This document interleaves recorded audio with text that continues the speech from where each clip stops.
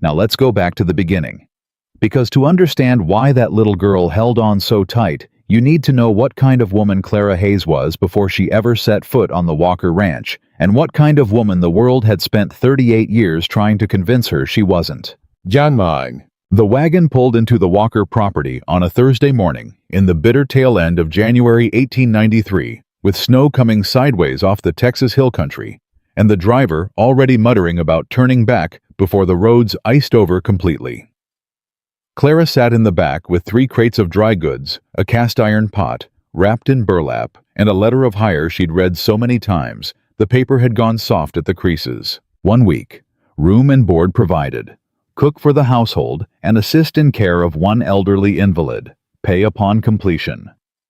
R. Hutchins, Supply and Hire, Caldwell County. She hadn't asked questions. She never did anymore. Questions led to conversations, and conversations led to people noticing things about her they'd rather comment on than keep to themselves. Better to take the work, do it well, and move on before anyone had the chance to say the things she already knew they were thinking. She was a large woman, had been her whole life, wide in the hip, full in the face, with hands that looked better holding a soup ladle than a dance partner's palm. She'd made her peace with that. Or so she told herself on the good mornings. On the bad mornings, she just didn't look in mirrors. The wagon stopped in front of a ranch house that had clearly once been something wide porch, a solid 2-story frame fieldstone chimney, but hadn't been properly tended in what looked like a couple of hard years. 1 shutter hung sideways. The porch steps had a board missing on the left side. The kitchen garden along the south wall was buried under snow and neglect. She climbed down before the driver offered a hand, because she'd learned that waiting for offered hands was a good way to stand in the cold a long time. "You sure about this place, ma'am?" the driver said, squinting up at the house. "Looks half dead." "Most places worth something do," Clara said, and lifted her bag. She knocked twice. Nobody answered. She knocked again, louder. From somewhere deep inside, the house came the sound of something falling. Then a sharp word she didn't quite catch. Then footsteps, heavy, uneven, like a man moving through a room he wasn't sure he wanted to be in.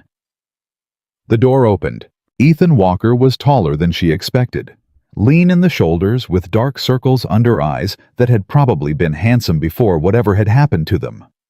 He was dressed, but barely shirt untucked, no coat despite the cold pouring in around her jaw, unshaved for at least 4 days.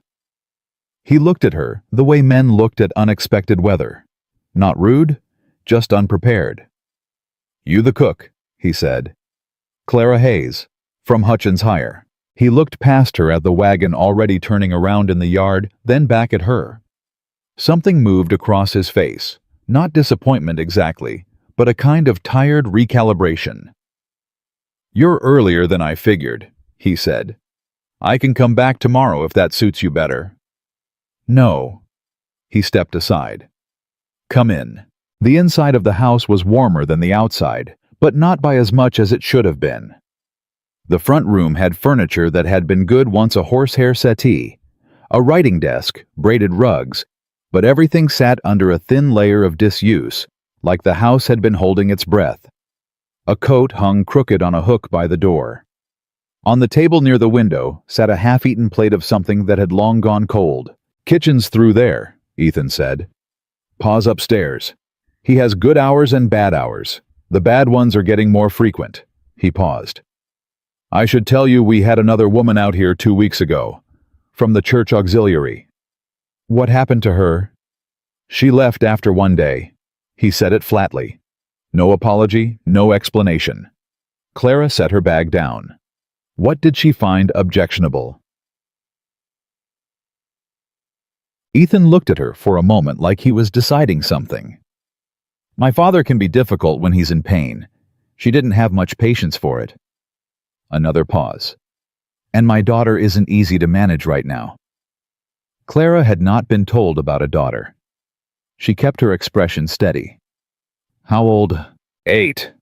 He rubbed the back of his neck. "Maddie. She's had a hard few months. We all have. Her uncle passed in November. That was my brother." He stopped himself, jaw tightening. "Anyway, You weren't hired to hear all that. I was hired to cook and provide care, Clara said. Knowing the household helps me do both better. He looked at her again with that same measuring quiet. Then he gave a short nod. Fair enough. She found the kitchen on her own. It was a good-sized room with a solid wood stove, a long work table, and a dry larder that was nearly empty but not quite desperate. Someone had been making a poor effort at keeping things stocked.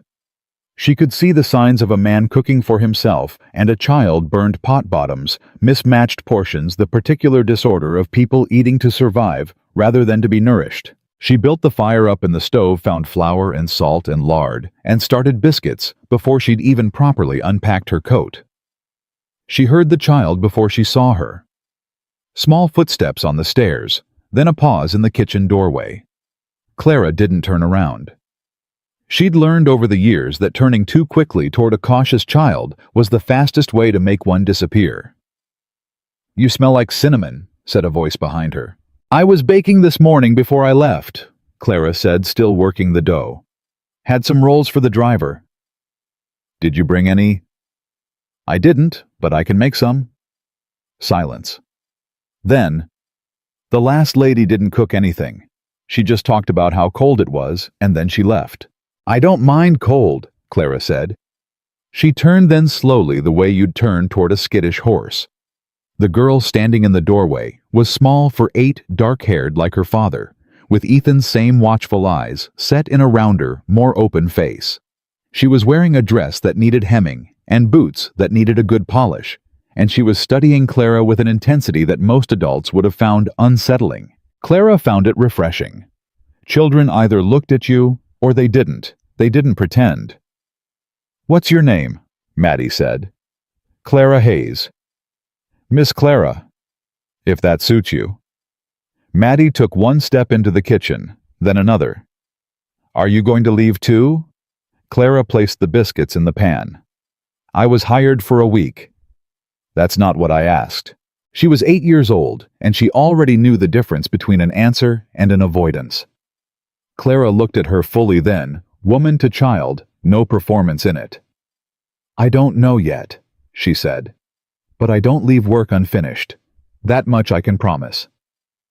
Something in Maddie's shoulders came down a fraction. "Grandpa is real sick," the girl said. "He doesn't always know where he is. Sometimes he thinks it's a long time ago. He calls for people who aren't here anymore." "That happens," Clara said gently. "It doesn't mean he's not still in there. Daddy doesn't go up and see him much." Clara said nothing to that. It wasn't her business yet. "I go," Maddie continued. "I sit with him, but I don't always know what to say." "You don't have to say anything," Clara said. "Sometimes sitting is the whole point." Maddie looked at her for a long moment. Then she walked over and stood beside the stove close enough that Clara could feel the slight warmth of the child's presence at her elbow. "Can I watch?" Maddie said. "You can help," Clara said. That was the beginning. Ethan came into the kitchen that evening to find his daughter seated on a stool beside the work table, flour on both hands, narrating to Clara the precise way she believed biscuit dough ought to be folded, a theory she had developed herself and had no prior experience to support. Clara was listening to every word of it with complete seriousness. He stood in the doorway for a moment, without either of them noticing. He couldn't remember the last time he'd heard Maddie talk that much. Since Thomas died, his daughter had pulled herself inside like a creature going to ground quiet in ways that scared him more than crying would have. And here she was, both hands in dough, explaining the finer points of bread science to a woman she'd met 4 hours ago. Something shifted in his chest that he didn't examine too closely. "Dinner's ready when you are," Clara said without looking up. She had apparently noticed him. "Smells different in here," he said. "I cleaned the stovetop. There was a year's worth of something burned onto it." She said it without accusation, just information. "I'll set the table," he said. "Already done." He didn't know what to do with that, so he sat down. Dinner was beef stew biscuits and a small pot of preserved peaches she'd found in the back of the larder that nobody had apparently remembered were there. It was the first hot meal that had been properly seasoned in his kitchen since before Thomas died. Ethan ate 2 full bowls and didn't say a word the whole time, which normally would have been unremarkable, but tonight felt different, not like a man withdrawing, but like a man too focused on something to speak. Maddie ate everything on her plate and asked for more peaches. After dinner, Clara cleared the table and went upstairs to check on the old man. Franklin Walker was 71 years old and dying of something the doctor in town called a failure of the Constitution, which Clara understood to mean that his body had simply decided it was tired and was slowly making its case for rest. He was awake when she came in, propped against pillows, with the particular sharpness of the very ill on a good hour. "You're not Alma," he said immediately. "No, sir, I'm Clara Hayes. I've come to cook and help look after the house for a spell." "Where's Alma?" "I don't know Alma, sir. I'm sorry." He watched her move around the room, straightening the side table, checking the water pitcher. "You're a big woman," he said. "I am. Strong hands. Strong enough. Good. I need someone to help me sit up proper. The boy tries, but he doesn't know how. Afraid he'll hurt me." His voice shifted, softened. "He's been afraid of hurting things ever since Thomas." Clara sat down in the chair beside his bed and helped him adjust his position. Not rushing it, not making a performance of her strength, just doing the thing that needed doing until he was settled and comfortable. "That's better," Franklin said. He exhaled long and slow. "Thomas was my youngest. Did Ethan tell you?" "He mentioned him. Good boy, took after his mother. Too soft for this country sometimes, but good." He was quiet for a moment. "I was supposed to go first. That's how it's supposed to work." "Yes, sir," Clara said. "Ethan blames himself. He was in Austin when it happened. Wasn't here." Franklin turned his head toward her. "You got people?" "No, sir, not anymore." "That's so." He studied her. "You run from something or just never manage to stay?" It was a plain question, the kind old men who know they're dying can sometimes ask because they've stopped having time for anything less than direct. "A little of both," Clara said. He nodded like that was an acceptable answer. "Well, this house has had enough people running." He closed his eyes. "Stay a while, Miss Clara. The girl needs somebody steady." She sat with him until he slept. When she came back downstairs, Ethan was still at the table. Not eating, not drinking. Just sitting with his hands flat on the wood in front of him, like a man trying to remember what the surface of things felt like. He looked up when she came in. "He talking much?" he asked. "Some. He's comfortable right now." Ethan nodded, looked back at his hands. "He mentioned Thomas." "He did." Another nod. "He does that, gets confused sometimes about what time it is, thinks Thomas is just away somewhere." His voice was level. Too level. The kind of voice a man uses when he has to keep it controlled or lose it entirely. It's harder when he's clear. When he knows. Clara stood across the table from him and didn't fill the silence with anything unnecessary. "You don't have to say something comforting," Ethan said without looking at her. "I've had enough of that from people." "I wasn't going to," she said. That seemed to surprise him. He looked up. "Most women feel obligated. I've been the one saying obligated things to grieving people. I know how well they land." Something almost like a laugh moved across his face. Didn't quite make it. "The banker came by again today," he said. "Harlan Briggs, while you were on your way in. He's been circling this land since the fall. Says there's a debt on the property books that my father can't account for." His jaw worked. "I've been through every paper I can find, and I can't locate where it comes from. He says if it isn't satisfied by spring, he'll file with the county court." Clara said nothing but filed it away. "I'm telling you this," Ethan continued, "because you're going to hear things in town when you go for supplies, about the ranch, about my family. I'd rather you hear it from me first that we're in a hard season." He met her eyes directly. "It doesn't affect your pay. Whatever else happens, I'll honor what was agreed." "I appreciate that," Clara said. You're not concerned. He was watching her the way people did when they expected a woman to show alarm. I'll be concerned if I have a reason to be, she said. Right now I'm more concerned about your larder. You're nearly out of salt pork, and the flour situation is going to become a problem by Sunday. He stared at her. I'll go into town tomorrow if you can spare a wagon, she added. He stared a moment longer. Then, I'll have one of the hands ready for you by 8. She told him good night and went to find the room she'd been assigned, a small one off the back of the kitchen, which suited her fine.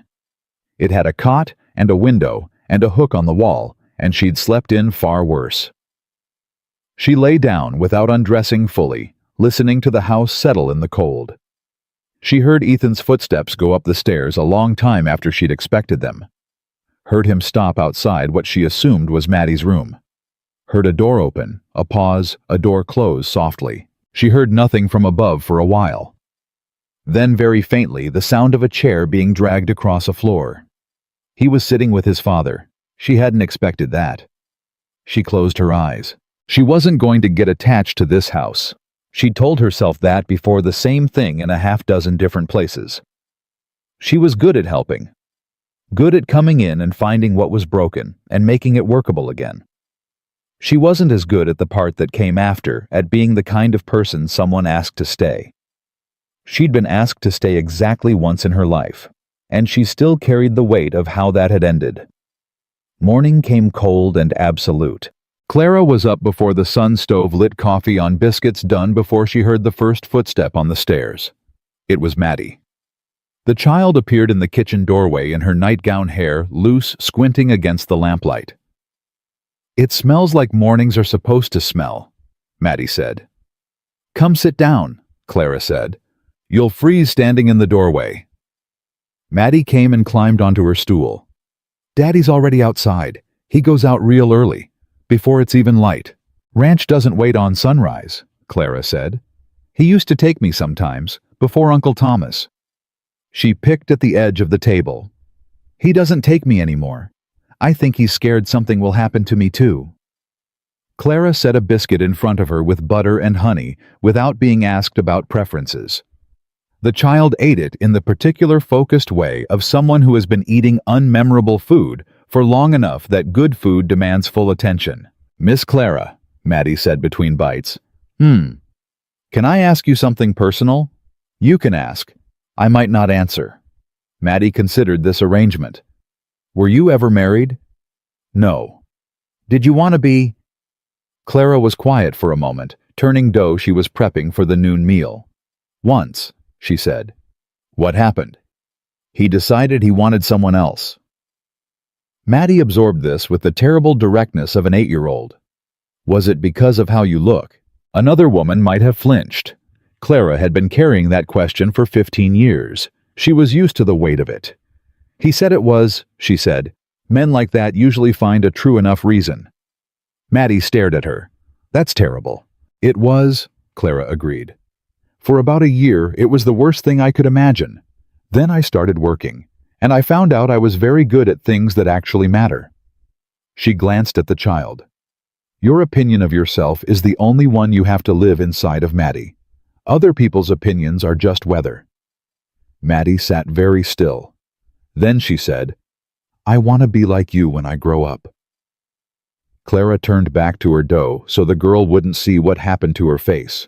You can be better than me, she said, keeping her voice even. That's the whole point. She was in town that afternoon when she first heard what people were saying. She'd gone in the supply wagon with a young hand named Billy, who was quiet and gap-toothed and extremely focused on the horses, which Clara appreciated.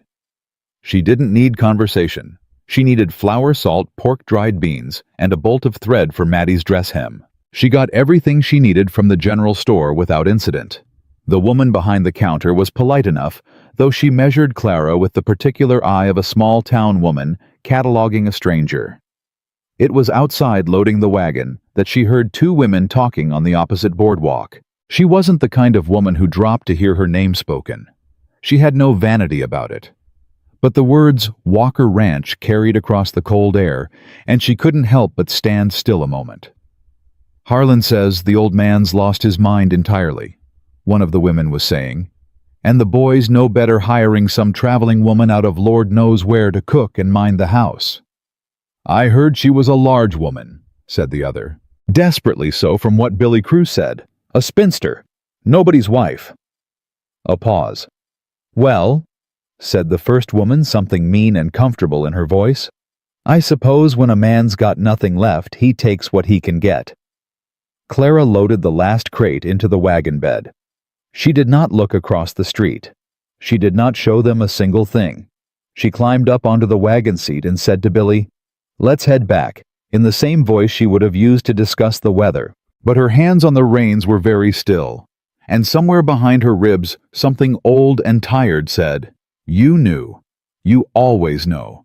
Pack your bag before it gets worse." She had been listening to that voice for 15 years.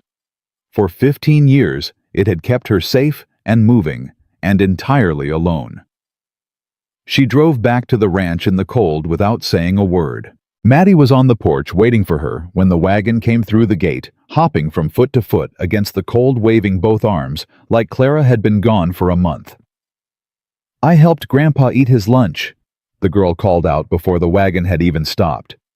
"And he remembered my name today. He said there's my Maddie girl, and I didn't even have to remind him."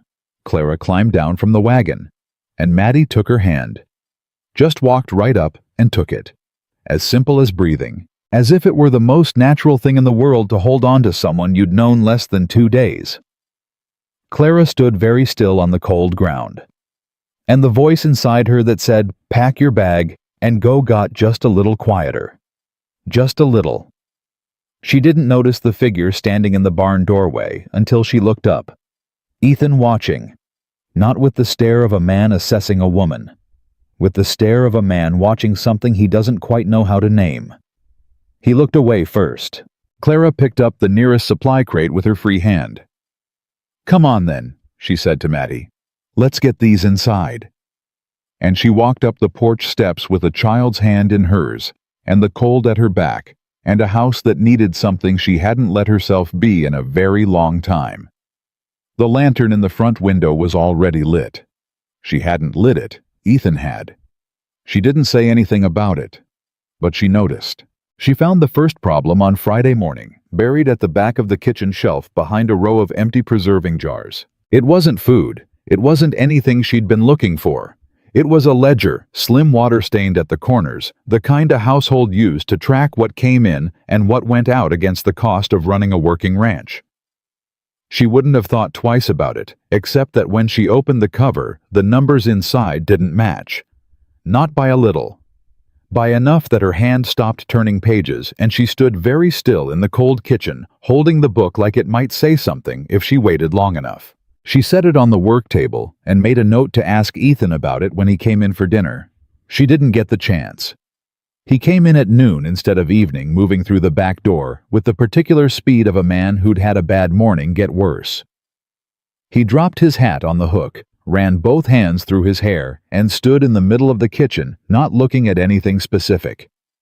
"Briggs sent a rider," he said. Clara wiped her hands on her apron. "The banker. He's moving the timeline. Says he's filing with the county court in 30 days instead of waiting for spring." Ethan's voice was flat with the effort of keeping it that way. 30 days, and I can't find where this debt originated. My father signed nothing I've been through, every paper in his desk 3 times. Clara picked up the ledger from the work table and set it in front of him. He looked at it. "Where did you find this?" "Back shelf, behind the jars." He opened it. Went still the same way she had. His finger moved down a column of numbers, stopped, moved back up. "This isn't right," he said quietly. "No," she agreed. "These entries there are payments listed here going back 4 years that don't match anything in the main books. Someone was recording income separately." He looked up. "My father never mentioned a second ledger." "Maybe he didn't know there was one," Clara said. Ethan stared at her, then back at the book. Something moved behind his eyes that wasn't grief, for once it was sharper than that, colder. The look of a man starting to understand that what happened to his family might not have been bad luck. "I need to look at this tonight," he said. "I'll keep dinner warm," she said. That should have been the end of it for the afternoon. It wasn't. She was hanging laundry in the side yard when she heard the ranch hand. There were 3 of them left on the property, the rest had drifted off when the pay got uncertain, and 2 of them had been respectful enough in the way of men who kept their opinions private. The third one, a thick-necked man named Cord, who smelled of tobacco and condescension, had been looking at Clara sideways since the morning she arrived. She heard him talking to Billy at the fence line, and she heard her name, and she heard the word he used for her shape delivered in that particular drawling tone men used when they wanted something to land without having to own the throw. Billy said something back she couldn't make out. Low, uncomfortable. Cord laughed. Clara hung the next sheet on the line and didn't turn around, and didn't change the pace of her hands by a single second. She had been a large woman in a world that found that fact endlessly worth discussing for 38 years. She knew how to carry the weight of other people's cruelty without letting it show in her face. She'd made that skill so practiced, it barely cost her anything anymore. Barely. She heard footsteps come up behind her. She assumed it was Cord coming to make sure she'd heard, and she was already deciding on the right level of indifference to meet him with when the voice spoke, and it wasn't Cord. Cord. It was Ethan. She hadn't heard him come out of the house. "You want to repeat yourself." Silence at the fence line. I was just... "I heard what you were just," Ethan said. The flatness was gone from his voice. What was there instead wasn't shouting. It was worse than shouting. It was the very quiet of a man who has decided something. "You draw your pay tonight and you're off this property by morning. You leave the tack in the barn, you take your personal gear, and you don't set foot here again." "Mr. Walker, I didn't mean..." "I know exactly what you meant." A pause. "And I won't have it on my property." Clara kept hanging laundry. She heard Cord's boots on the frozen ground walking away. Heard Billy exhale like he'd been holding his breath for a month. Heard Ethan's footsteps stop a few feet behind her. "Miss Clara," he said. "You didn't have to do that," she said. "I did," he said. "Simple as that." She turned around. He was standing with his hands at his sides and his jaw still tight, and he was looking at her like he expected her to argue with him about it. She didn't argue.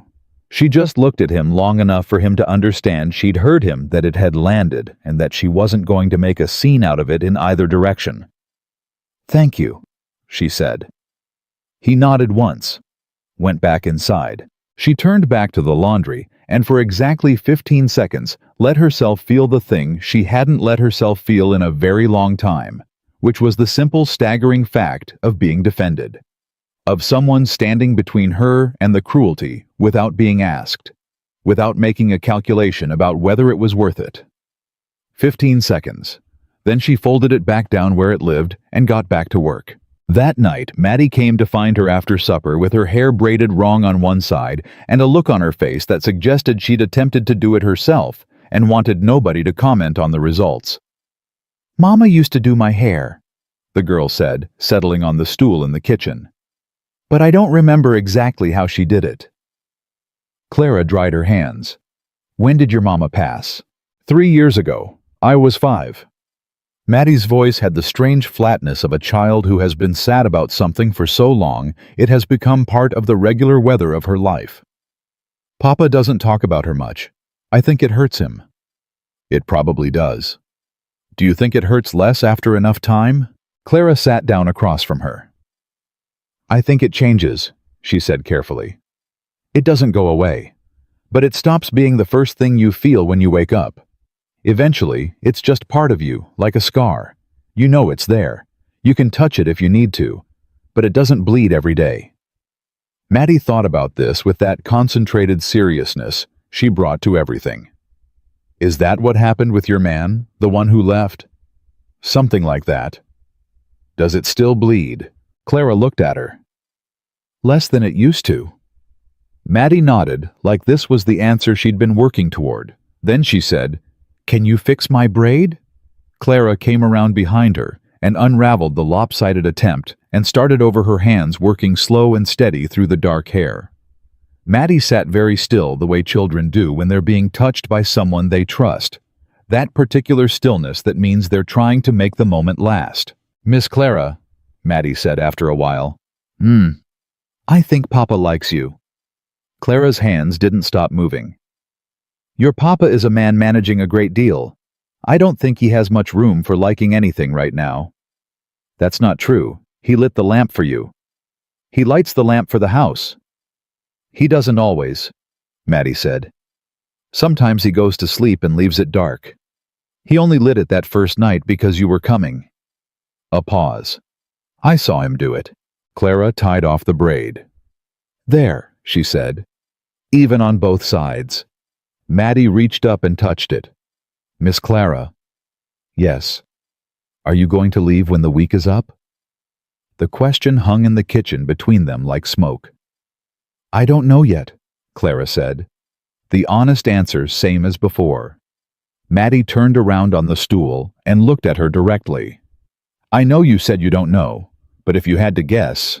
Clara met her eyes.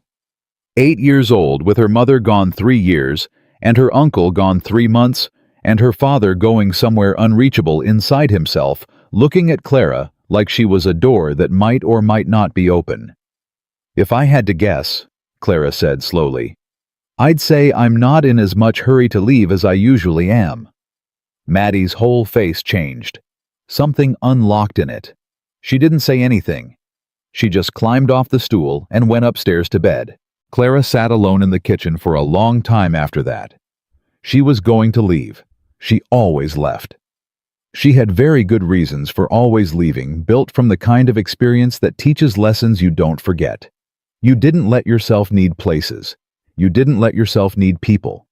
You came in, you did the work, you moved on before the loss of it could catch up to you. She knew all of that.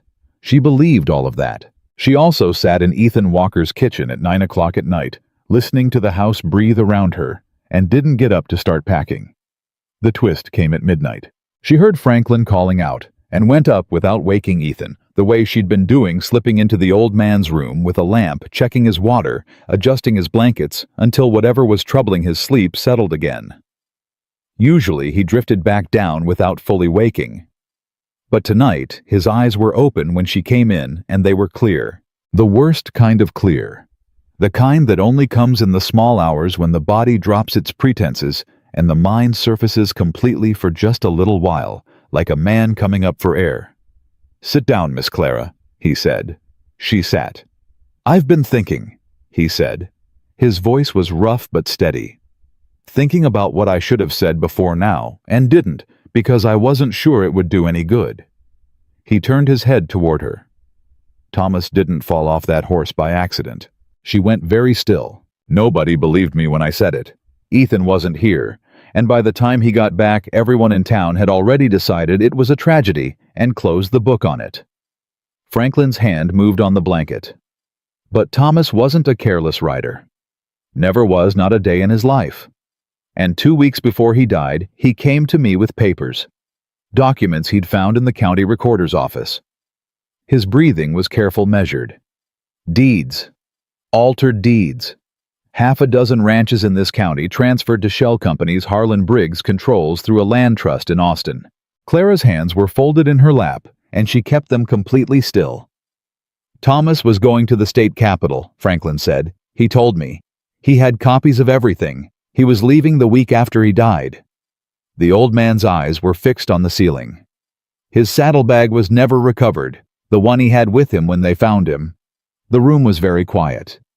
"Does Ethan know?" she asked. "I tried to tell him, 3 days after the funeral. But he was in a place no one could reach, and I was already getting sick, and the words didn't come out right. I sounded like an old man raving." Franklin turned his eyes to her. "But I'm not raving now." "No, sir," she said. "You're not. That ledger you found." He'd heard more from his bed than anyone knew, apparently. "It isn't the only one. There's a locked box in the floor of the study under the left edge of the rug.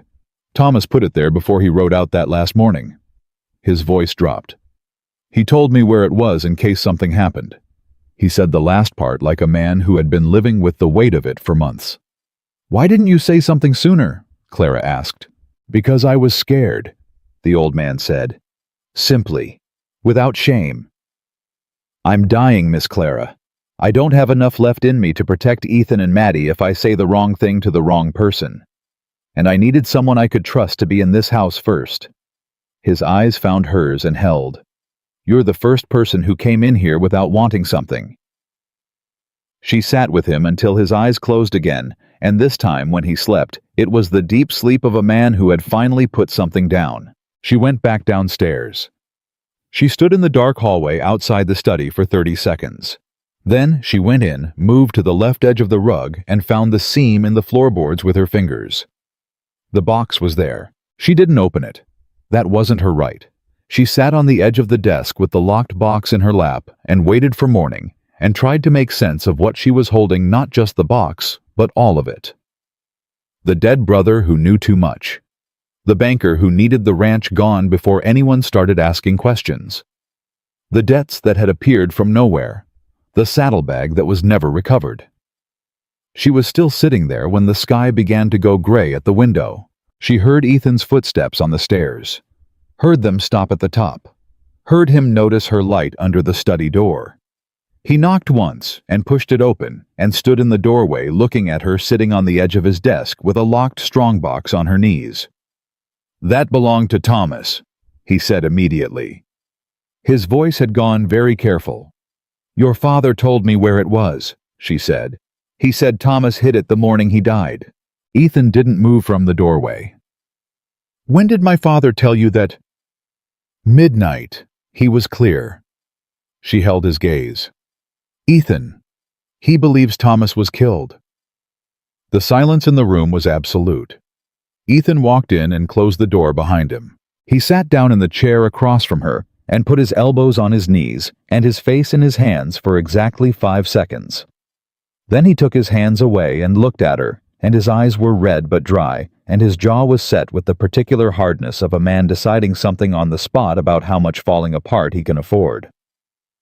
"Tell me everything he said," Ethan said, so she did. She told him all of it. The altered deeds, the shell companies, the documents Thomas had been gathering for weeks, the trip to Austin he'd never taken, the saddlebag no one ever recovered. She told him in plain, steady sentences without drama and without cushioning, because this man did not need cushioning. He needed the truth delivered straight, and she was capable of that. When she finished, Ethan was quiet for a long time. Then he held out his hand. She gave him the strongbox. He turned it over, set it on the desk, opened the top drawer and found the small key on the ring with the ranch keys. His father must have left it there years ago, or Thomas had, or both of them had known where it was and said nothing, and waited for a moment exactly like this one. The lock turned. Inside were papers, a lot of them. And at the very bottom, beneath the folded documents, a sealed envelope with one word on the outside written in a different hand than the rest. Ethan. He picked it up and stared at his name in his dead brother's handwriting for a long time. Clara stood up. "I'll make coffee," she said quietly. "Stay," he said. Not asking, not commanding. The voice of a man who had just realized he didn't want to be alone in the room when he opened it. She sat back down. And Ethan Walker opened the letter his brother had written him. The sound he made when he finished reading it wasn't a sob and it wasn't a cry. It was quieter than either of those. The sound of something breaking inside a man, very slowly, very privately, while someone he barely knew sat across from him in the gray early light and didn't look away. "He knew," Ethan said. "He knew it might be dangerous and he went anyway." His voice was unsteady at the seams. "He didn't tell me because he thought I'd try to stop him. He was trying to protect the ranch," Clara said. "He was trying to protect me," Ethan said. "That's what he always did." He set the letter down on the desk with both hands flat beside it, like he needed the surface under him. Outside, the wind had picked up. The house shifted and creaked around them, making the sounds old wood makes in the cold, the sounds that are easy to mistake for voices if you're tired enough and grieving enough, and sitting in the dark with a dead man's letter in your hands. Clara reached across the desk and set her hand over his. She didn't say anything. She just held it there. And this man, this silent, shuttered, too careful man, who had stopped letting himself feel anything in front of other people because feeling things in front of other people had stopped being safe, turned his hand over under hers and held on. Neither of them spoke. The coffee was never made. But when Maddie came downstairs 20 minutes later and found them still sitting together in the study, her father at the desk with red eyes, and Clara in the chair across from him, with her hand still resting near his, the girl didn't ask any questions. She just came and stood beside Clara's chair and leaned her head against Clara's shoulder. And for a few minutes in the cold gray light of a Texas February morning, the three of them simply stayed, which was the moment Harlan Briggs' rider knocked at the front door. The rider wasn't there to talk. He shoved an envelope through the door without waiting to be invited in, said, "Mr. Briggs says good morning," in the tone of a man who understood exactly what kind of morning it was going to be, and left before Ethan had finished reading the first line. Ethan read it twice. Then he set it on the hall table and went back into the study and picked up the papers from Thomas's strongbox and spread them across the desk in a row. Clara watched him work. He wasn't frantic. That was the thing about Ethan Walker that she was beginning to understand. The worse a situation got, the quieter he became. Not the quiet of a man shutting down, but the quiet of a man pulling every resource to the center. "The filing date," he said without looking up. "He's moved it to 10 days from today." "Not 30 anymore," Clara said. "Not 30 anymore." He held up one of Thomas's documents. "This is a deed transfer, dated 18 months ago, my father's signature on the bottom." He set it next to another paper. "This is a letter my father wrote to me last spring. Look at the signature." She looked. Both papers side by side, both bearing Franklin Walker's name. They were not the same handwriting. "Someone forged your father's signature," she said. "Someone who had access to the county recorder's office." His jaw tightened. "Briggs has been on the county board for 11 years. "Thomas knew," Clara said. "Thomas knew." Ethan picked up the letter, his brother's letter, and looked at it one more time. Then he folded it carefully and put it in his shirt pocket close to his chest, and Clara understood she would never be told what it said. Some things between brothers belonged only there. "We need a lawyer." "The closest one is in Caldwell," Maddie said. Both adults turned. She was standing in the doorway, fully dressed, boots on, hair properly braided. She had apparently been listening for some time. "I heard everything," she said, unapologetic. "And I know where Mr. Hensley's office is because you took me there when Grandpa's will got updated." She looked at her father. He seemed like a man who didn't like being cheated. Ethan looked at his daughter for a long moment. "He is," he said. "Then we should go today," Maddie said. Ethan looked at Clara. Clara said nothing. This wasn't her decision to make, and she wasn't going to pretend it was. "Get your coat," he told Maddie. He left for Caldwell within the hour, taking Billy with him and the strongbox wrapped in oilcloth in the back of the wagon. He told Clara he'd be back before dark. He told her to keep the doors locked. He said it in the way of a man who doesn't want to say the actual thing he's worried about, which was that Briggs might not wait for the courts if he just realized someone had found Thomas's documents. Clara locked the doors and went to check on Franklin. The old man was awake and alert, and already knew something had shifted. Old men who've lived long enough develop a sensitivity to the air of a house the way it changes when events are moving. "He went to Hensley," Franklin said. "This morning." "Good man, Hensley. Doesn't scare easy." Franklin exhaled. "I should have told Ethan months ago, about Thomas, about what I suspected." "You told me when you were ready," Clara said. "I told you because you're not from here." He looked at her directly. "You don't owe this county anything. You don't owe Briggs anything. People who are from here have been afraid of him for so long they don't even see it as fear anymore. They just call it common sense." His voice dropped. "That's how men like him stay powerful. They make cowardice feel reasonable." Clara straightened his blanket. "Rest," she said. "Miss Clara." He caught her wrist with surprising strength. "Whatever happens in the next few days, whatever people in this town say about you, I want you to know something." His eyes were clear and absolutely steady. My son is a good man. He was a good man before you got here. But he is a better man since. She didn't know what to do with that, so she did what she always did with things she didn't know how to carry. She pressed them down carefully and got back to work. The first sign of real trouble came at 2 in the afternoon. A woman from town arrived at the front gate, not all the way to the door, just to the gate which said everything, and called out to ask if Ethan was home. When Clara came to the porch and said he wasn't, the woman stared at her for a long, uncomfortable moment. "You're the woman he hired," she said. It wasn't a question. "I'm the cook," Clara said. "Can I take a message for Mr. Walker?" "You're here alone with the child. Mr. Walker will return before dark." The woman's gaze moved up and down Clara, the way people did when they wanted you to know they were making an assessment. "I see," she said, and turned and left without another word. Clara went back inside. Maddie was at the kitchen table with her schoolbook. She'd stayed home from town because Ethan said it was safer, and she'd agreed without argument, which told Clara the girl understood more about the situation than any 8-year-old should have to. "Who was that?" Maddie asked. "Someone looking for your father." "Mrs. Aldrich." "I didn't catch her name." Maddie's mouth pressed flat. "She's on the church auxiliary. She was one of the ones who said awful things about Mama when Mama was sick." She looked down at her book. "She calls herself a Christian woman." "A lot of people call themselves things," Clara said. "She'll talk," Maddie said, "about you being here alone." "Let her." Maddie looked up. "Doesn't that bother you?" "It bothers me about as much as weather bothers the mountains," Clara said.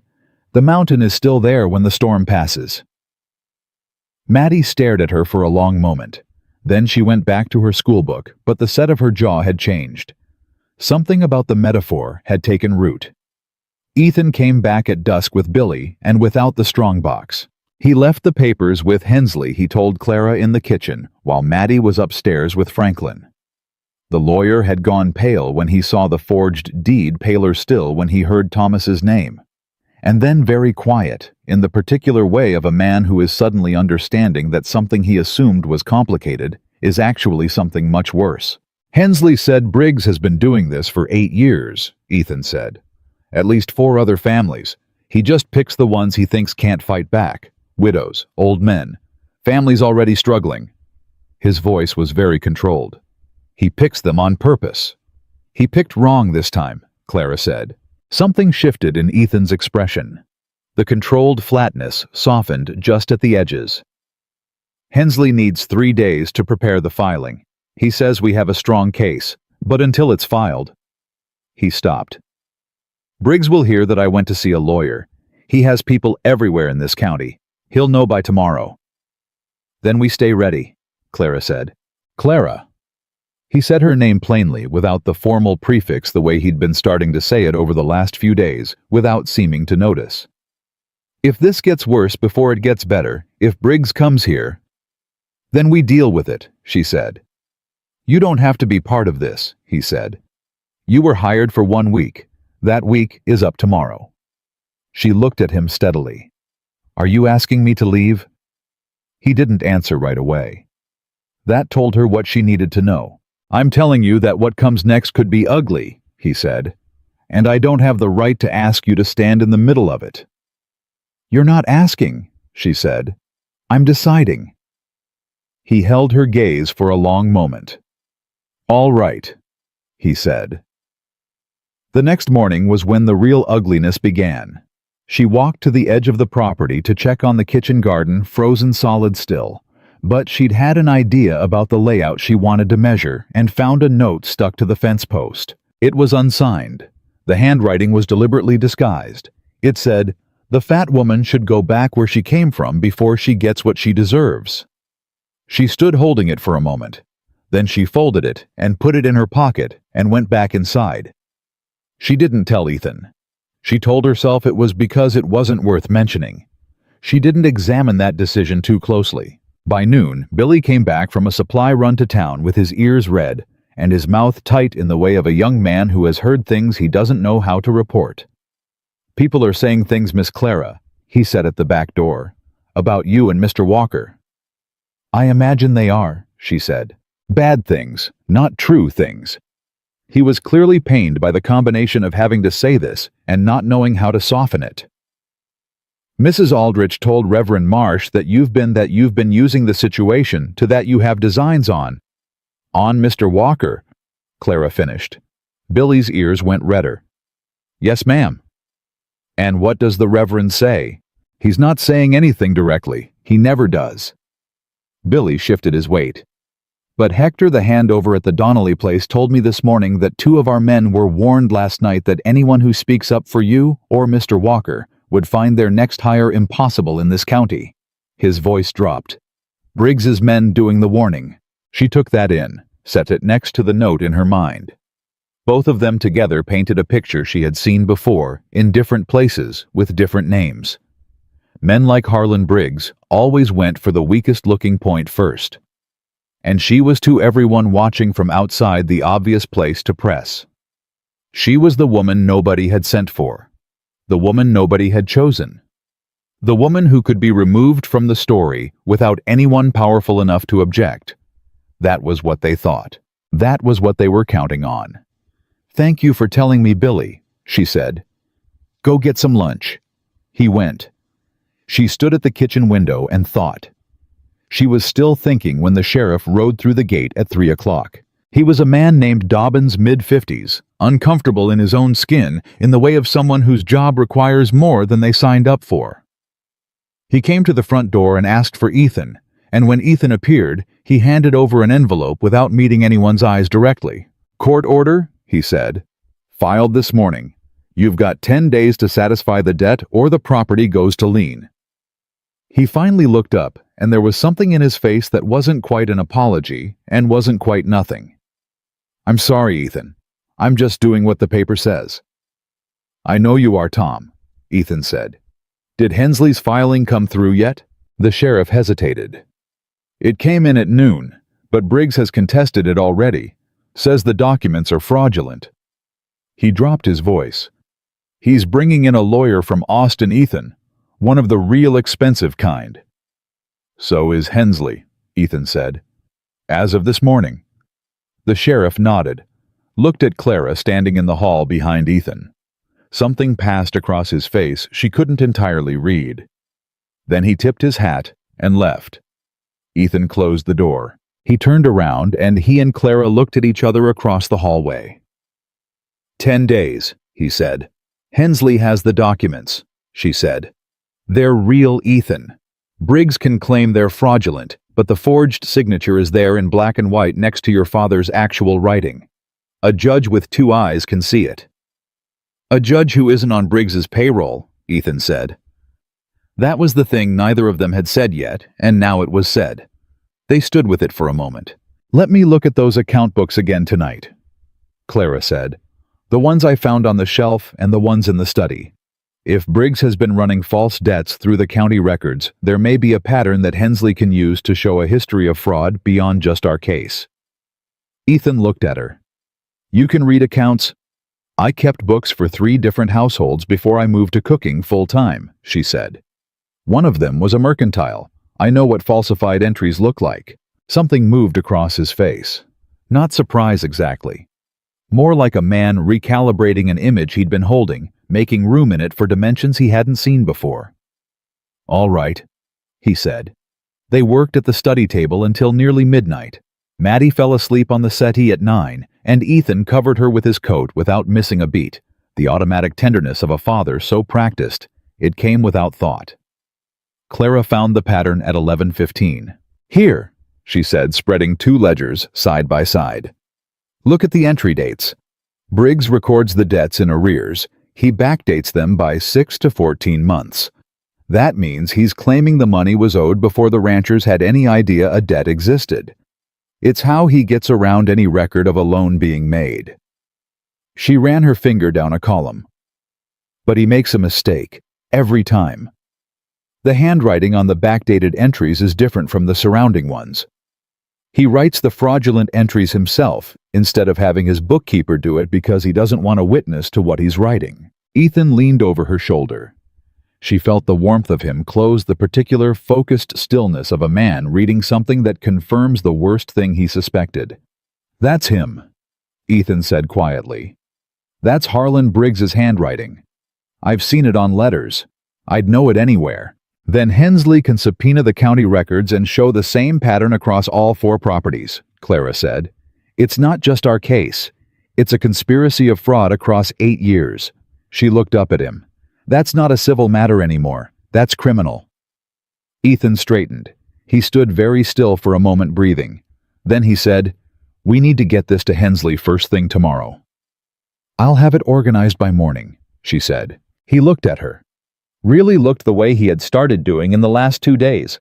The kind of looking that doesn't slide off the surface of a person, but goes somewhere deeper. "Clara," he said. "Go get some sleep," she said. "I'll finish this." "I'm not going to sleep." "Then go sit with your father for a while. He has good hours at night sometimes, and he won't have many more of them." She held his gaze. "Go, Ethan. I've got this." He went. She worked until 3 in the morning and had everything Hensley would need laid out in order, cross-referenced and annotated in her steady handwriting. She also, for the first time in years, felt something she recognized dimly as purpose. Not the small, purposeful satisfaction of a meal done well or a child comforted. Something larger. The feeling of a person using every tool they actually possessed in the service of something that actually mattered. She didn't let herself think too hard about why it mattered so much. She already knew. She'd known since Maddie took her hand in the yard. The next morning, she sent Billy to Hensley's office with the documents before breakfast was finished. What came back instead of Hensley was a visit from Harlan Briggs himself. She had not seen him yet. She'd heard his name a dozen times in 4 days, but she'd never been in a room with the man. He was not what she expected, not a large, loud figure built for intimidation. He was small and neat with careful gray hair, and the pleasant face of a man who had learned very early that appearing reasonable was more effective than appearing dangerous. He arrived at the front gate in a clean wagon with 2 men on horseback behind him, and he waited politely while Billy went for Ethan, and he smiled at Clara in the doorway, as if she were a pleasant and entirely inconsequential sight. That smile told her everything about him. "Miss Hayes, is it?" he said pleasantly. "Mr. Briggs," she said. "I understand you've been a great help to the Walker family during a difficult time." His voice was warm. Practiced warmth, the kind installed like wallpaper, nice to look at, but nothing behind it. "That speaks well of you. I hope Ethan has been compensating you appropriately." "My arrangement with Mr. Walker is between us," she said. Of course, of course." He clasped his hands in front of him. "I wonder if I might speak with you privately for a moment before Ethan comes down." "You may not." The pleasantness flickered, just for a second, like a candle in a draft. Then it was back. "I only thought, whatever you have to say to me, you can say in front of Mr. Walker," Clara said. "I'll wait for him." Ethan appeared at the doorway beside her 30 seconds later, and in that 30 seconds, Harlan Briggs had taken the full measure of Clara Hayes and understood something about her that made his pleasant face go just slightly less pleasant. "Harlan," Ethan said. "Ethan, I came in the spirit of neighborly conversation." He spread his hands. "I think there's been some confusion about the county records. I'd hate for this to become adversarial, when I'm sure we can work something out between gentlemen." "We're past that," Ethan said. "I see your hired woman has been influencing your thinking." Briggs let that sit. Let its implications breathe. "I wonder if you've considered, Ethan, that a stranger with no stake in this county and no history here might not have your best interests at heart." "My best interests are considerably clearer to me than they were 2 weeks ago," Ethan said. Briggs looked at Clara one more time. This time the warmth was entirely gone. "You're making a mistake, Miss Hayes," he said, quietly, directly. The first true thing he'd said since he arrived. "This isn't your fight." "It is now," Clara said. Briggs studied her for a moment longer. Then he walked back to his wagon and left without another word. The 2 horsemen followed him out through the gate. Ethan stood beside her on the porch watching them go. His arm was close enough to hers that she could feel the tension in it. "He's going to move fast now," Ethan said.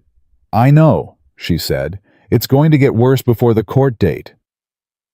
"I know that too." He turned to look at her. "And you're still standing here." "I'm still standing here," she said. From upstairs, Maddie's voice called down through the window, something about breakfast and Franklin being awake and wanting coffee, and both of them looked up and Clara called back that it would be ready in 10 minutes. She turned to go inside. Ethan caught her hand. Just for a second. Barely long enough to count, but long enough. "Thank you," he said. "Not for the coffee, not for the documents, for something without a clean name." She squeezed his hand once and went back to the kitchen.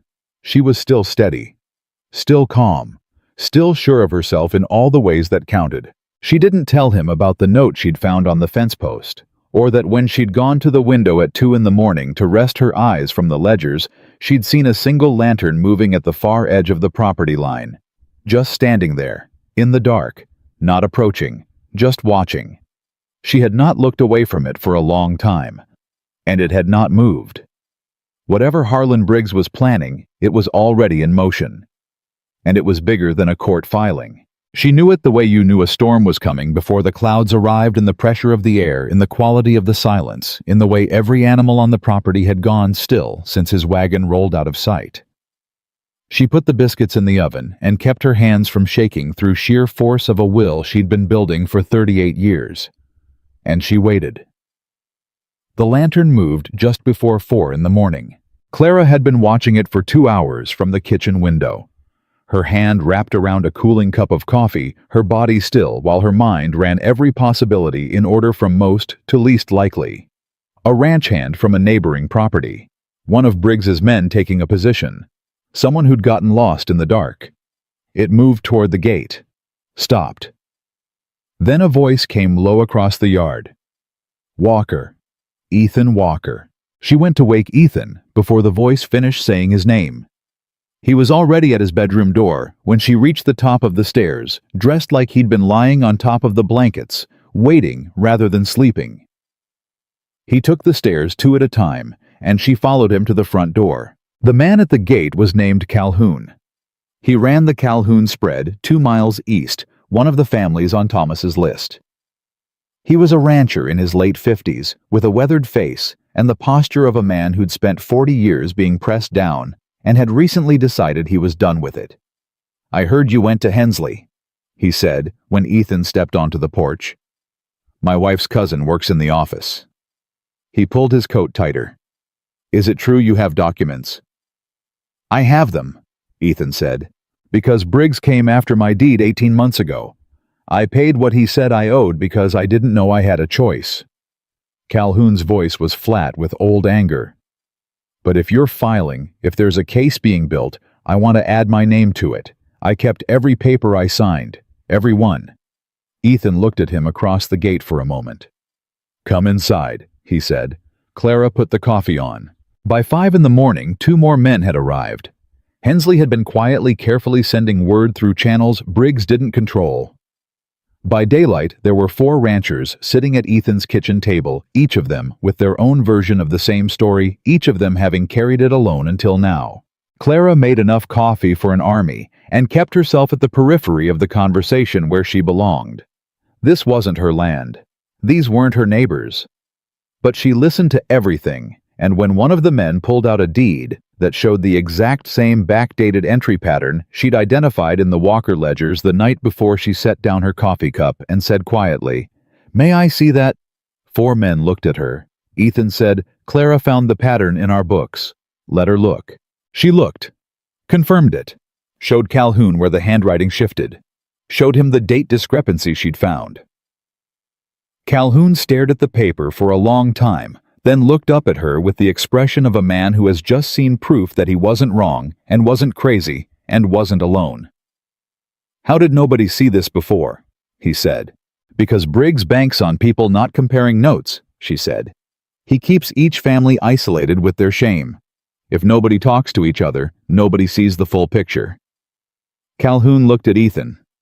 "Where did you find this woman?" "Hutchins Hire," Ethan said. Calhoun made a sound that was almost a laugh. "Best investment you ever made." She went upstairs to check on Franklin at 6.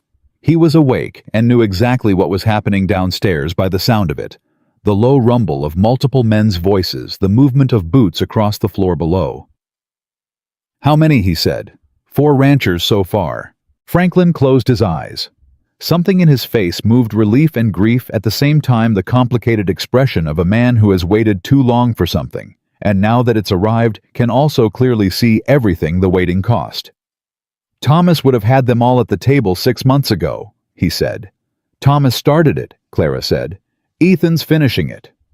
The old man opened his eyes and looked at her. "And you," he said. "Don't leave yourself out of it." She tucked his blanket and didn't answer. Hensley arrived at the ranch at 8, with 2 copies of the consolidated filing and a look on his face that Clara recognized as a man operating on no sleep and high purpose. He spread papers across the study desk and walked Ethan and the 4 ranchers through every point, every document, every piece of evidence. Clara sat in the corner and kept track of the sequence in her head, because she had learned years ago that legal proceedings were like ledgers. The story they told depended entirely on the order you presented the columns.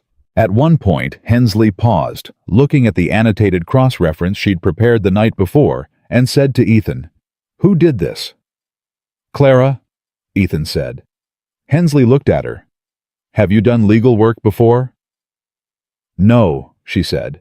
"I keep books." "You should have been a lawyer," he said. "Women aren't admitted to the bar in Texas," she said. That, Hensley said with some feeling, is a loss for the bar. The court date was set for the following Thursday, 8 days away. 8 days during which Harlan Briggs was not idle. The second note appeared on the kitchen doorstep the next morning.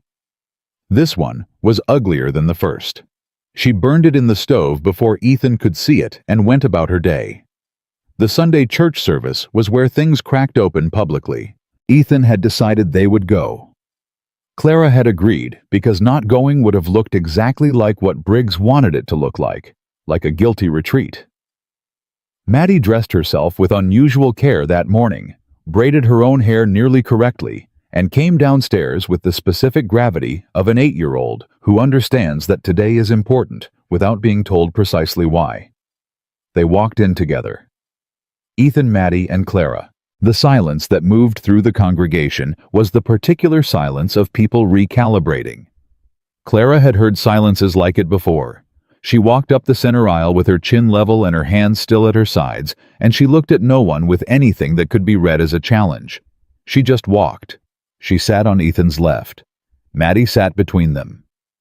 Maddie reached over and took Clara's hand without looking at her and held it through the entire opening hymn. 3 rows ahead, Mrs. Aldrich said something behind her hand to the woman beside her without turning around. Clara didn't need to hear the words.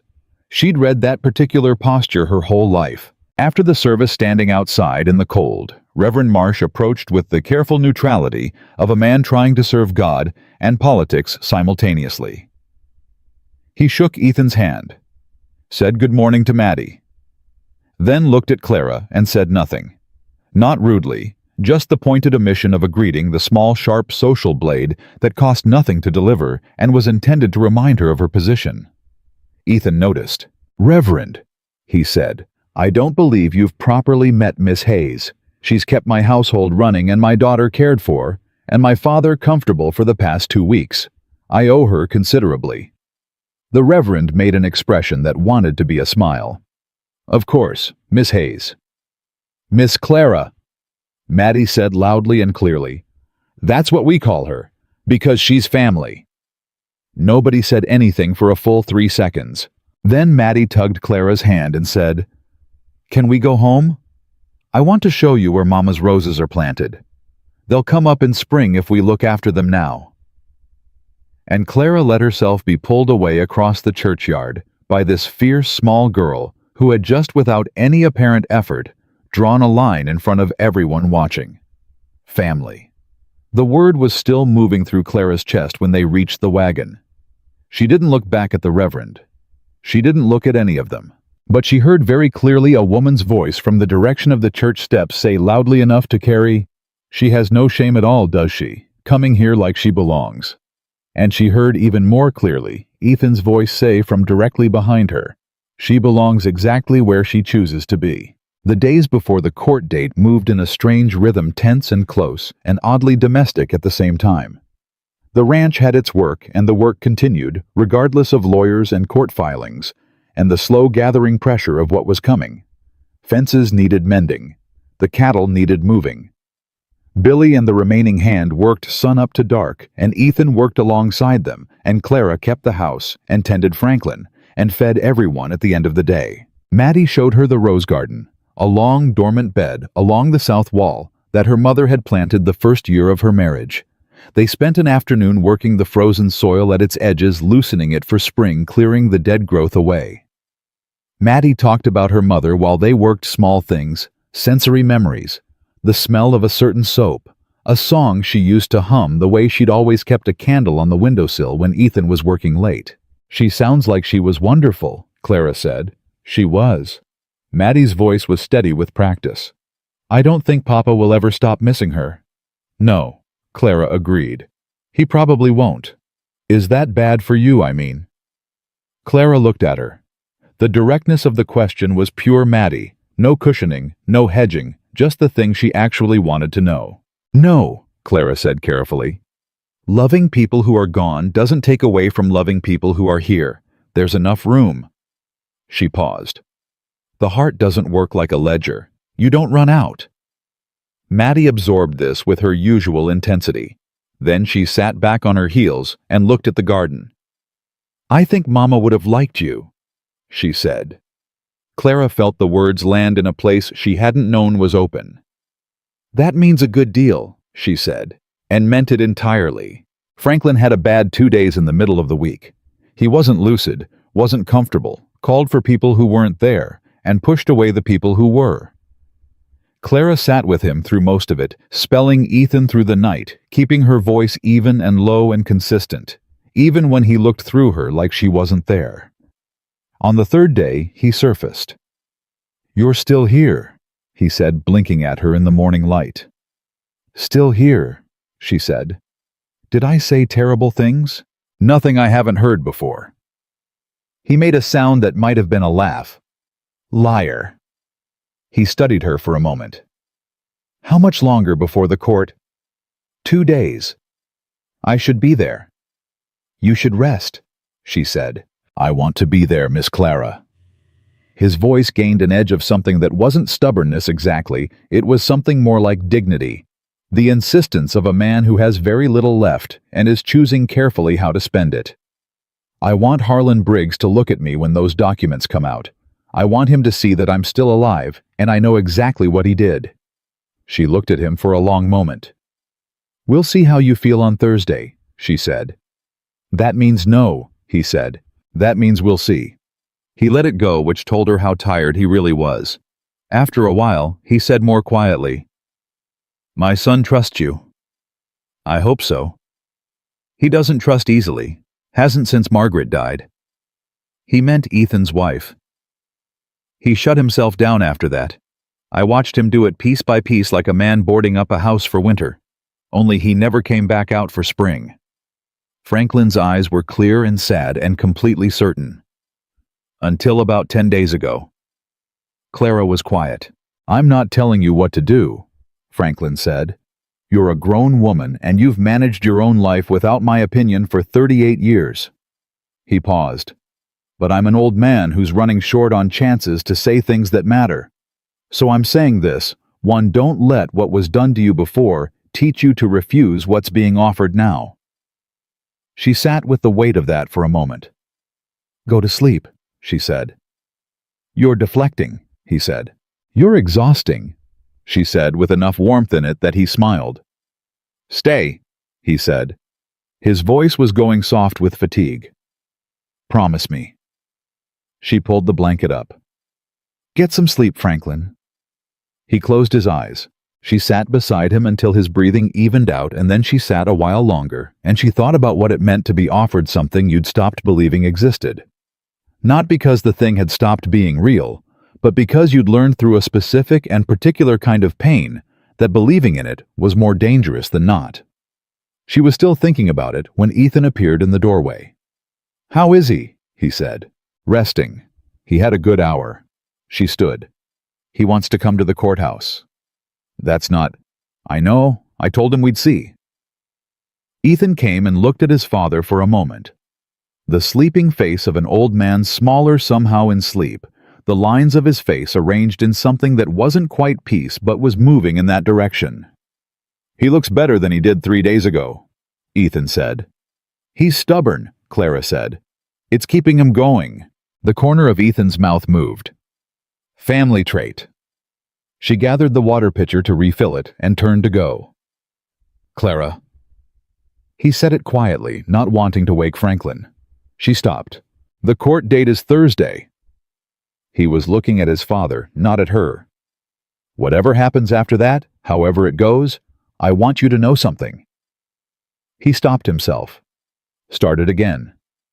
"I want you to know that whatever you decide about what comes next, about where you go or what you do, the decision is yours, and I'll respect it." He finally looked at her. "But I'd like you to know what I want, before you make it." The room was very still. "What do you want?" she said. He held her gaze with the same directness he brought to everything that mattered. "I want you to stay," he said. "Not because we need a cook, not because Maddie's attached to you, though she is. Because—" He stopped again, and this time the stop was longer, and she could see him working against whatever instinct had been telling him for years that saying the actual thing was too dangerous. "Because when you're in this house, it feels like the house is breathing again, and I don't want to go back to the other kind." Clara stood very still with the water pitcher in both hands. "You barely know me," she said, not as a rejection, as a fact that needed acknowledging. "I know you read a fraudulent ledger in 45 minutes that I'd been staring at for 3 weeks, he said. "I know you sat with my father through the worst nights without being asked. I know my daughter said your name in her sleep 2 nights ago." He held her gaze. "And I know that when Briggs looked at you on that porch, he was scared of you. And that man is not scared of much." Something loosened in her chest. Something she'd been holding tight for a very long time. "Thursday first," she said. "Ask me again on the other side of Thursday." It wasn't a no. They both knew it wasn't a no. He nodded once, that same short nod she'd come to read as his version of a great deal of feeling contained in a small gesture, and stepped back to let her pass. Thursday came, the way court days always come, with a sky that doesn't know or care what's happening beneath it, cold and clear and indifferent. Clara was up at 4. She dressed carefully in the best thing she owned, which was a dark blue dress that had seen better days, but was clean and pressed, and fit her the way good clothing should not. Hiding anything? Not apologizing for anything, simply present. She came downstairs to find Ethan already at the table in his good coat, with the strongbox and the filed documents in a leather case Hensley had sent over. He looked up when she came in, and something passed across his face when he saw her, something uncalculated and immediate, and he looked away before it could finish forming. "You look—" he started. "Don't," she said, not unkindly. "Save it for the other side of Thursday." He almost smiled. Maddie came down at 6, dressed and determined, and announced that she was coming. "Absolutely not," Ethan said. "I'm coming," Maddie said. "Grandpa said so." They both looked toward the stairs. Franklin Walker was there, dressed upright, one hand on the banister, moving with the slow, deliberate pace of a man who has decided that his body does not get a vote today. "Papa," Ethan started. "Don't," Franklin said in the same tone Clara used. "I've been lying in that bed while my family's future gets decided. I'm done with it." He made it to the bottom step.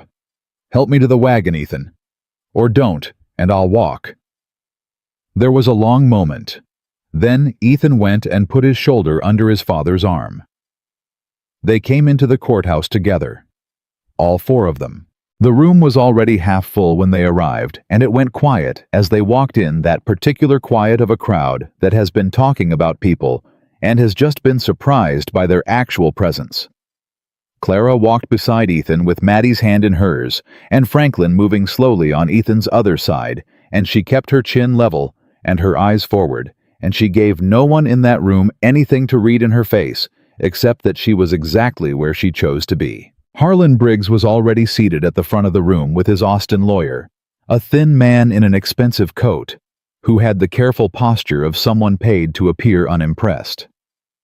Briggs turned when they came in, looked at Ethan, then at Clara. The pleasant face was entirely gone now. What was left was something harder and more honest, the face underneath the wallpaper. Franklin Walker caught Briggs's eye from across the room. He held it, didn't look away, didn't flinch. Briggs was the one who looked away first. The proceedings took 2 hours. Hensley presented the forged deed with the signature comparison. He presented the ledger evidence Clara had documented. He presented testimony from 4 other ranching families, each of them telling their version of the same story. The Austin lawyer objected repeatedly and precisely, and with great confidence, and each time the judge looked at the documents and overruled him, and each time Clara watched Briggs's jaw get a little tighter. The moment that broke it open was when Hensley presented Thomas Walker's original documents, the ones from the strongbox, the ones Thomas had died before he could deliver. The judge read them in silence, asked 2 questions, turned to Briggs, and in the silence that followed, even the Austin lawyer said nothing. The judge ordered the lien suspended pending criminal investigation. He referred the case to the state attorney. He looked at Harlan Briggs with the expression of a man who has just understood what kind of person he is sharing a county with, and he said with the measured language of a man choosing each word precisely, "Mr. Briggs, I would strongly encourage you not to leave this county." Sheriff Dobbins put his hand on Briggs's shoulder in the courthouse hallway and said something quietly into his ear, and Briggs, for the first time in Clara's sight, had no response. Nothing pleasant, nothing warm, just the blank face of a man whose story had finally caught up to him. Outside in the cold January air, the crowd broke into something that wasn't quite celebration and wasn't quite chaos, but was louder than silence and warmer than it had been 2 hours before. Calhoun shook Ethan's hand. Then he looked at Clara and shook hers too firmly, the way you shook the hand of someone who'd done the work. 3 women from the church auxiliary, who had whispered about Clara for 10 days, stood at a distance and said nothing. But they didn't leave either. Maddie stood next to Clara with her chin up and her hand still in Clara's, and she looked at those women with the absolutely clear gaze of a child who has decided something and will not be revisited on it. Franklin sat on the courthouse step in the cold sun, with his eyes closed and his face tilted up, breathing the air like a man who has been inside too long. "Papa," Ethan said, "we should get you home." "In a minute," Franklin said. "Let me sit in the sun a minute." So they sat, all 4 of them together on the courthouse steps in the cold Texas sun, in the town that had tried its level best to erase them. Ethan's shoulder was against Clara's. Maddie was pressed against Clara's side. Franklin sat with his eyes closed and his face to the light. "Miss Clara," Maddie said. Is today the other side of Thursday?" Clara felt Ethan go still beside her. She looked down at Maddie. The girl was watching her with that focused, clear, entirely patient gaze. "Yes," Clara said. "I believe it is." Nobody on those courthouse steps said anything else for a while. They didn't need to. Some moments are complete in themselves, and this was one of them. 4 people sitting in the cold January sun, with the worst of it behind them and the rest of it still to be built, and the particular quiet of people who have just come through something together and haven't yet had to explain it to anyone. It was Franklin who finally moved. He put both hands on his knees, pushed himself upright, and looked out at the street in front of the courthouse where people were still milling, still talking, still absorbing what had happened in that room. "Well," he said, "let's go home." Ethan helped him to the wagon. Clara lifted Maddie up to the seat before the girl could scramble up herself, and Maddie submitted to being lifted without complaint, which told Clara more about how tired the child actually was than anything she could have said. The drive back to the ranch was quiet, the good kind of quiet, the kind that doesn't need to be filled. Franklin fell asleep before they reached the property line. He slept through dinner, through the evening, through the night. In the morning he was awake, but different. Not confused, his mind was clear, but the particular quality of his stillness had changed. Clara recognized it. She had sat with enough dying people to know when the body has made its final decision. She told Ethan at breakfast quietly while Maddie was upstairs. He set down his coffee cup. "How long?" "Days," she said. "Maybe less." He was quiet for a moment. "Does he know?" "I think he's known for a while," she said. "I think he was waiting." "For what?" She looked at him steadily. "For Thursday." Ethan absorbed that. His jaw worked. He stood up from the table and went upstairs, and Clara heard the chair drag across the floor, the same sound she'd heard that first night a lifetime ago, it felt like, and she knew he was sitting down beside his father, and she left them to it. She kept Maddie occupied through the morning with bread making and a reading lesson, and a long conversation about what roses needed in late winter to be ready for spring. Maddie was old enough to understand that something was happening upstairs, and she managed it the way she managed most hard things, with a quiet intensity that was more adult than it should have been and more heartbreaking for it. At noon she said, "Is Grandpa dying today?" "I don't know," Clara said. "Maybe soon." Maddie was quiet. Then, "Will it hurt him?" "No," Clara said. "He's resting. He's comfortable." "Will it hurt Papa?" Clara looked at her. "Yes, but your Papa is stronger than he thinks he is." "Because of you," Maddie said. "Because of himself," Clara said. "I just reminded him." Maddie nodded slowly. Then she picked up her reading book and went back to her page, and Clara understood that this was how the child grieved, by staying close to ordinary things, by keeping her hands on something real.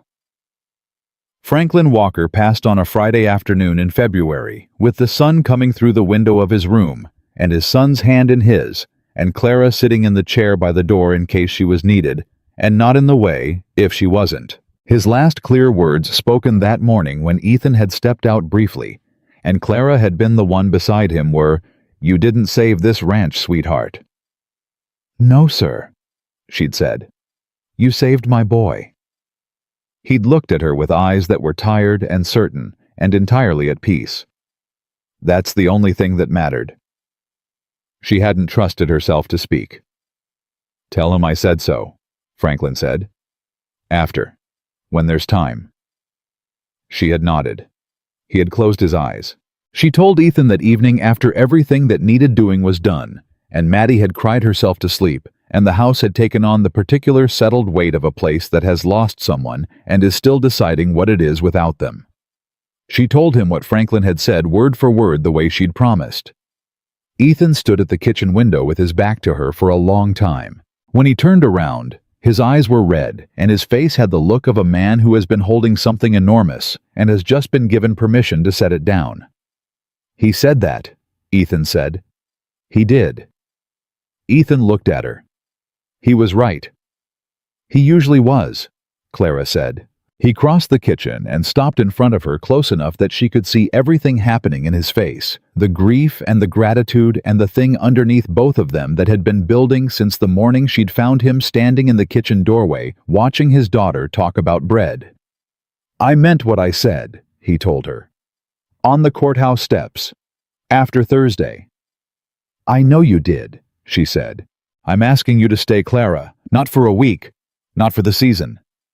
He held her gaze with everything he had. "Permanently."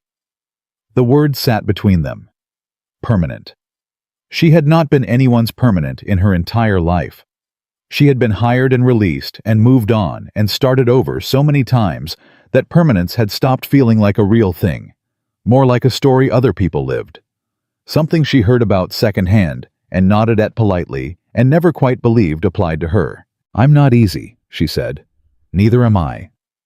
"I take up space," she said, "in a room and otherwise." "Good," he said, simply, without caveat or qualification.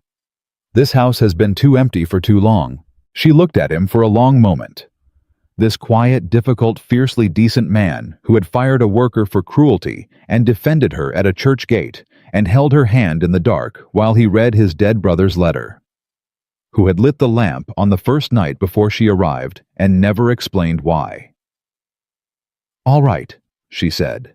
It wasn't a grand declaration. It was 2 words in a cold kitchen with a dead man upstairs and a sleeping child down the hall, and a legal case still working its way through the county court. It was the realest thing Clara Hayes had ever said. Ethan exhaled slowly, like a man who has been holding his breath for longer than he realized. Then he took her hand, both of hers and both of his, and that was enough for that night, which had already asked more than enough of everyone in the house. The months that followed were not simple. Nobody who tells you that choosing a life is the hard part and living it is the easy part has ever actually tried the second one. There were still people in town who looked through Clara like she wasn't there. Mrs. Aldrich on the church auxiliary never warmed to her, not fully, though she stopped saying things loudly enough to carry. Some of the business community that had aligned itself with Briggs found reasons to be cool toward Ethan at county meetings, and for a while, the ranch had to absorb that. The legal case against Briggs moved at the pace all legal things moved, slow and grinding, and requiring patience. Clara had to actively rebuild each week. But Ethan never once made Clara smaller to make any of it easier. At the first church social of the spring, he danced with her. Not as a statement, not as a performance.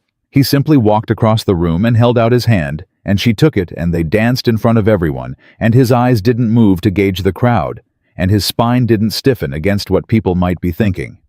He was entirely there with her, which was the most remarkable thing she had ever experienced in a public room. Afterward, Calhoun's wife sought Clara out and introduced herself properly, and 2 other women came over shortly after, and Maddie stood next to Clara the entire time with the satisfied expression of a child whose plan has come together. "Did you know she was going to do that?" Clara asked Ethan on the drive home.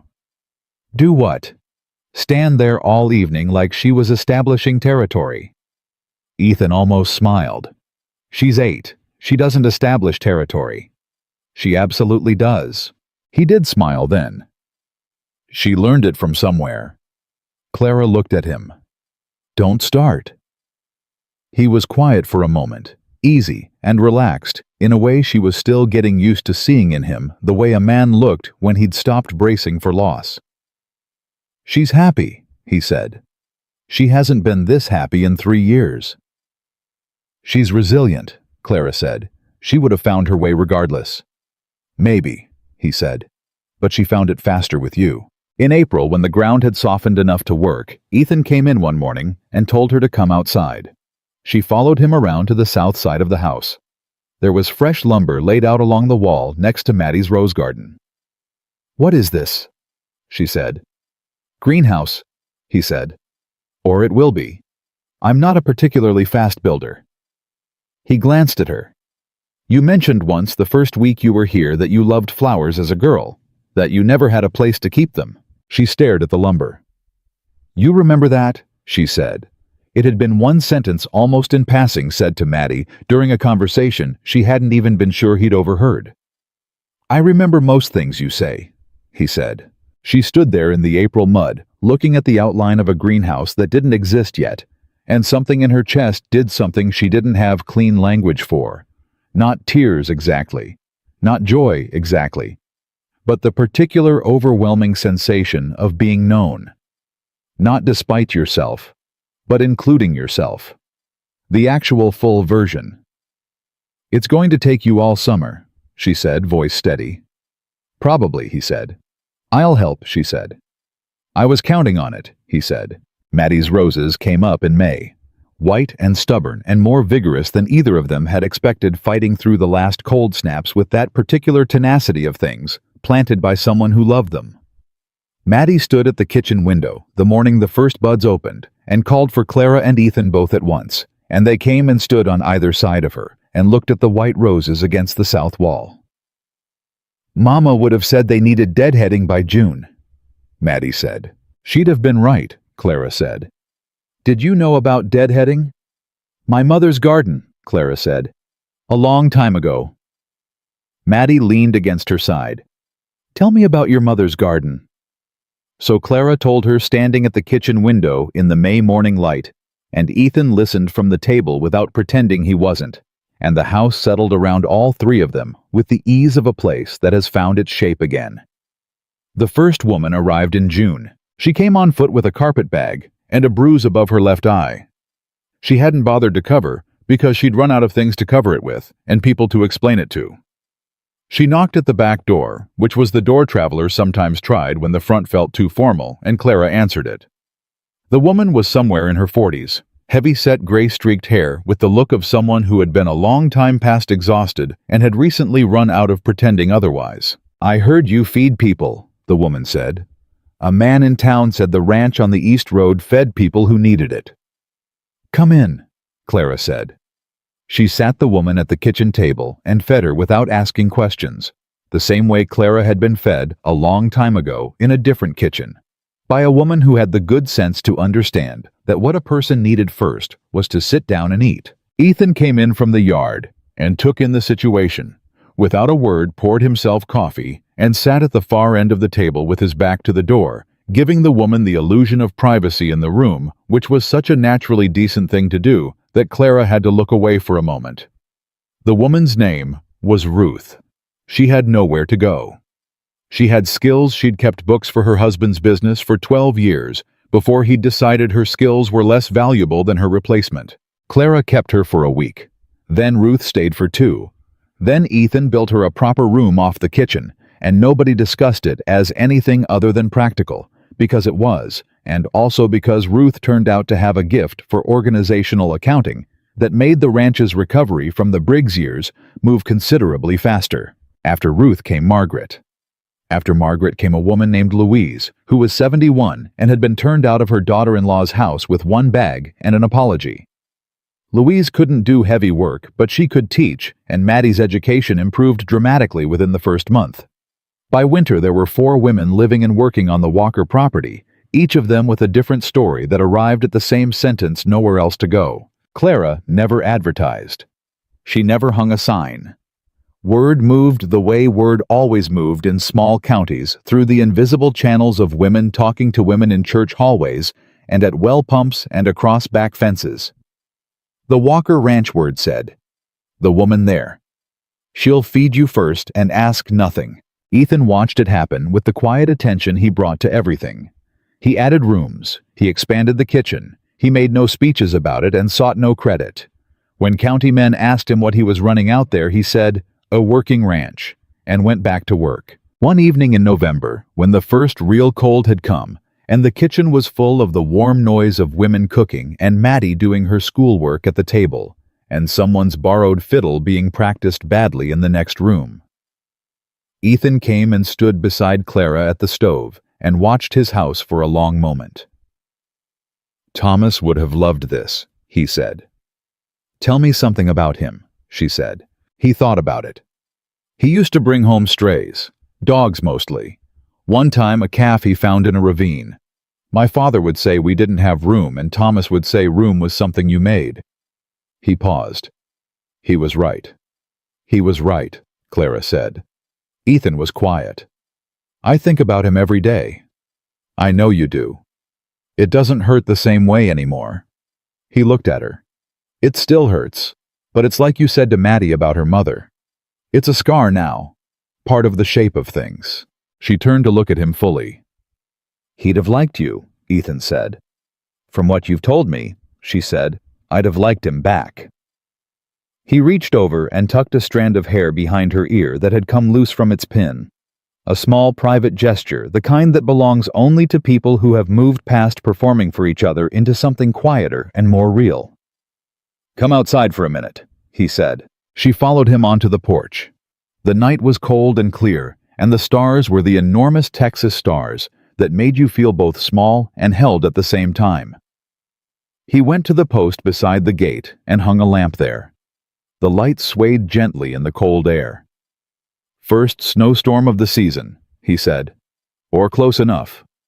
She looked at him. "What's the lamp for?" "You told me," he said. "Months ago. The night we stayed up with the Ledgers." He turned to face her. You said the loneliest feeling in the world was seeing a warm house and being afraid to knock. She had said that. She'd barely remembered saying it.